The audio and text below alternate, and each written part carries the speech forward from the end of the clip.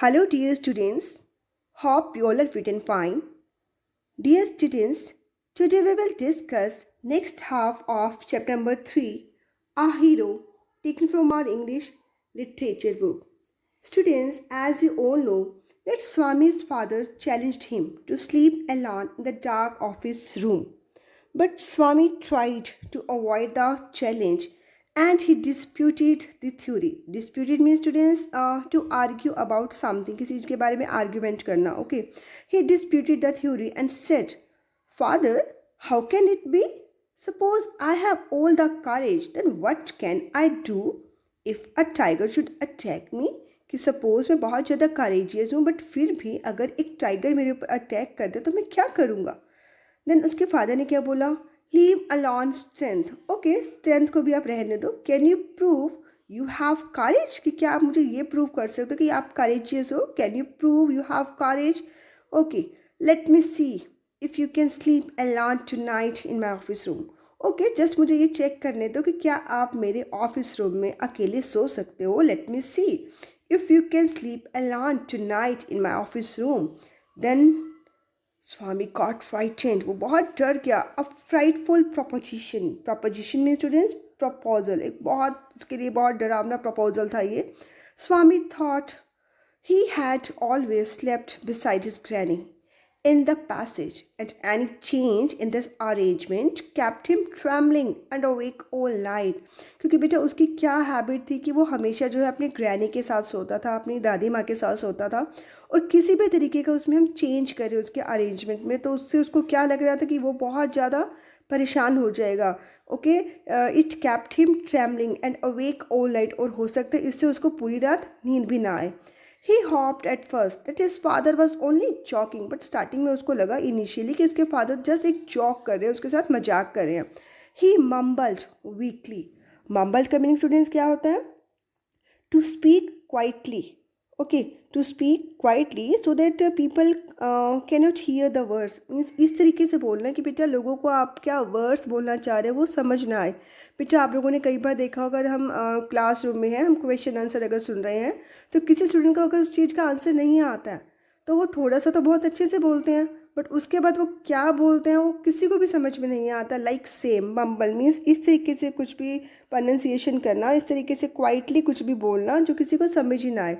तो बेटा स्वामी ने क्या किया, he mumbled weakly, yes, and tried to change the subject. Tried to change the subject means tried to change the topic. अब उस टॉपिक को चेंज करना चाह रहा था. टॉपिक क्या चल रहा था, to sleep alone in the dark office room of his father. Now he tried to change the subject and he said very loudly, बहुत तेजी से बोला, and with a great deal of enthusiasm.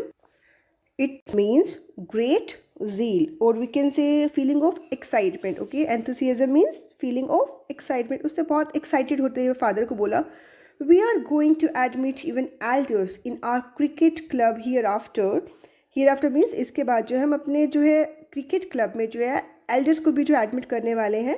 And we are buying brand new bats and balls and our captain has asked me to tell you. और मेरे captain ने बोला कि मैं जो है इसके बारे में आपको बता दूँ. Means he wanted to change the topic actually because he didn't want to sleep there alone in the dark office room of his father. Then we will see about it later. उसके father ने क्या बोला, we will see about it later, कि okay हम इसके बारे में बाद में देखेंगे. Father cut in. Cut in mean students किसी की बात के बीच में इंटरप्ट कर देना.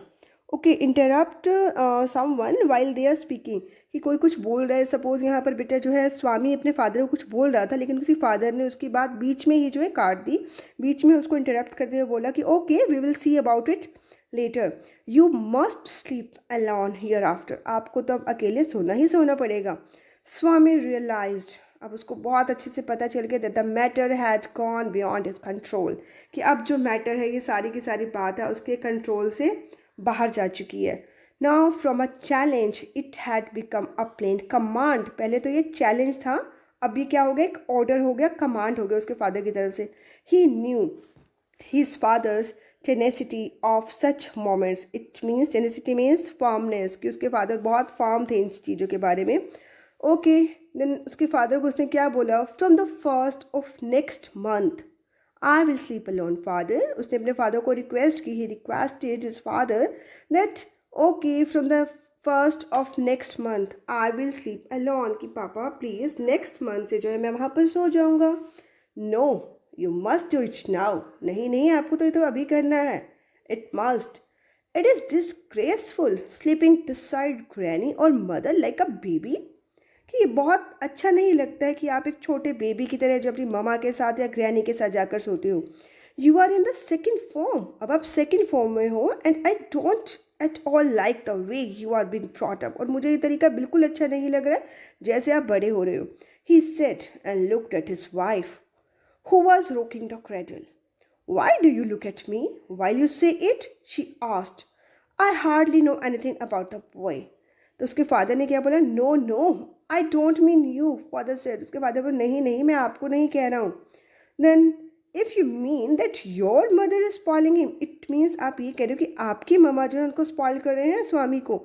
If you mean that your mother is spoiling him then tell her so. तो ओके, उनको जाकर ही ऐसा बताइए. And don't look at me, she said and turned away.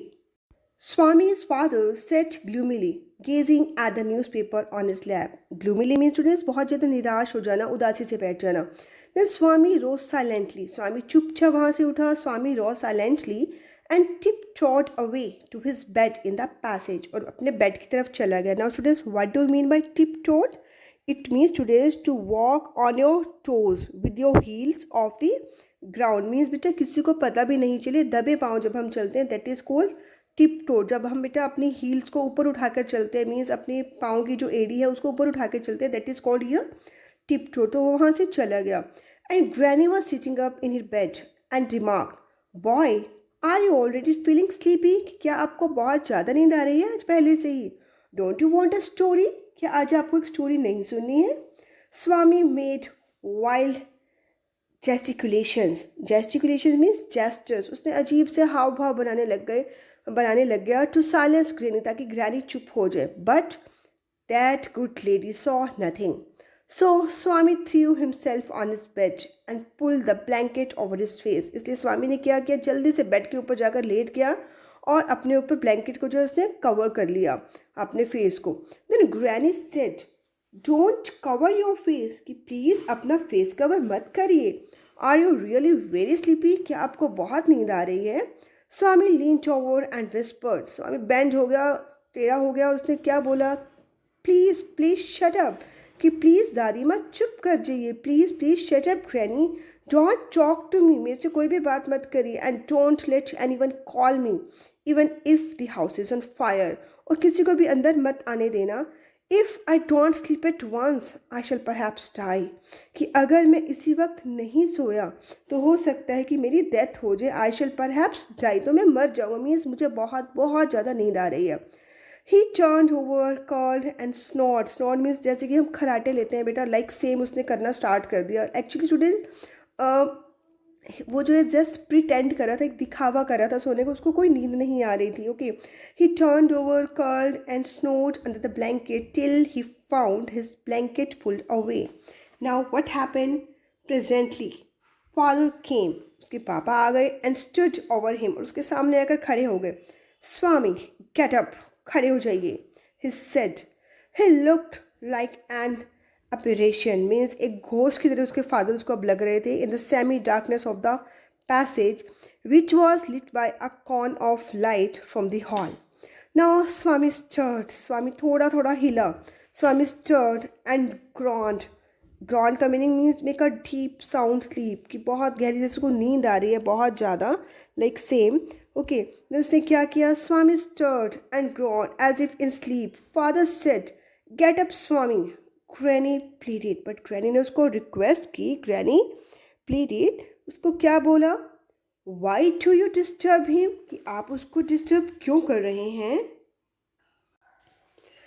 Gate up Swami, he said for the third time. उसके पापा को बहुत गुस्सा आ गया. थर्ड टाइम उसने क्या बोला? Get up Swami, he said for the third time. And then Swami got up. Swami फटाफट से खड़ा हो गया. Father rolled up his bed as you can see in the picture also students.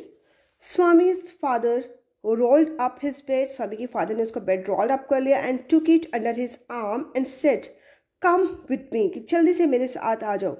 Swami looked at his granny, अब स्वामी बहुत परेशान था, वो अपनी दादी माँ को देखने लगे। Swami looked at his granny, hesitated for a moment and followed his father into the office room। थोड़ा सा हेजिटेट भी हो रहा था, और बट क्योंकि वो कुछ नहीं कर सकता था, उसने क्या किया, अपने फादर को जो फॉलो करना स्टार्ट कर दिया into the office room.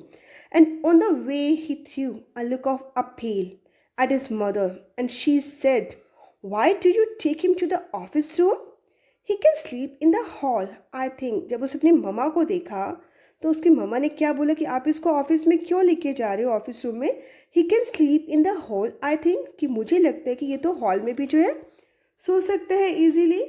Father said, I don't think so, मुझे ऐसा नहीं लगता। And Swami slunk behind him with bobbed head, let me sleep in the hall father, कि प्लीज़ पापा मुझे हॉल में सोने दीजिए, स्वामी रिक्वेस्ट करते हैं। Your office room is very dusty and there may be scorpions behind your law box, क्योंकि आपका ऑफिस रूम जो है बहुत डस्टी है और यहाँ पर बहुत सारे स्कॉर्पियंस भी हो सकते हैं आपके लॉ बुक्स के पीछे। देन उसके फादर ने क्या बोला, there are no scorpions little fellow, sleep on the bench if you like, अगर आपको लगता है तो आप बेंच पर भी सो सकते हो। देन फादर से उससे रिक्वेस्ट करी, can I have a lamp burning in the room, कि पापा क्या मैं जो है इसमें रूम में लाइट ऑन कर सकता हूँ, can I have a lamp burning in the room. No, you must learn not to be afraid of darkness. It is only a question of habit and you must cultivate good habits। और ऐसा कहते हैं उसके father जो है उसको उस office room में छोड़कर जो है चले जाते हैं। Now students, read this part once again and try to understand. Okay, read it once again and try to understand. That's all for today students. Thanks and have a nice day.